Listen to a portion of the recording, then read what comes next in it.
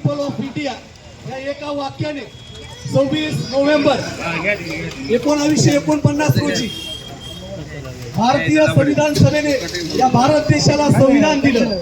त्यानंतर मात्र हजारो वर्षाची गुलामी, हजारो वर्षाची अंधश्रद्धा निघून पडली आणि या भारत देशातील इथेल सर्व नागरिकांसाठी समता, बंधुता आणि न्यायाची समानता देणारी भारतीय राज्यघटना लागू झाली। मित्रांनो, भारतीय जनता पार्टीच्या माध्यमातून आदरणीय सुनीलजी केदार साहेब, आमचे नेते आदरणीय महेश भाऊ, त्याचबरोबर या मंडळाचे मंडलाध्यक्ष युवा नेतृत्व आदरणीय नारायण बापू यांच्या मार्गदर्शनाने आज आपण भारतीय संविधान दिन या ठिकाणी साजरा करत आहोत।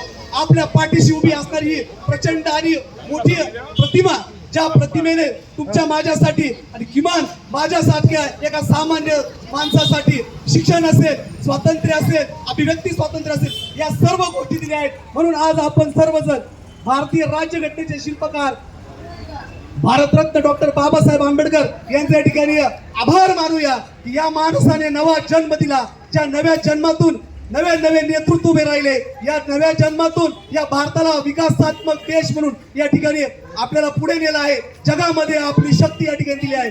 या भारताचे पंतप्रधान आदरणीय नरेंद्रजी भाई मोदी यांच्या नेतृत्वामध्ये भारत देशामध्ये जो विकासाचा कायापालट चाललाय, जो विकासाचा वेग चाललाय, या विकासामध्ये आपण सर्वजण सहभागी होऊया आणि येणाऱ्या काळामध्ये भारतीय जनता पार्टीच्या विचारावरती आपण सर्वजण विश्वास ठेवून मोठ्या संख्येने, मोठ्या ताकदीने, शक्तीने त्यांच्या सोबत राहूया। भारतीय राज्यघटनेचा, भारतीय राज्यघटनेचा धन्यवाद।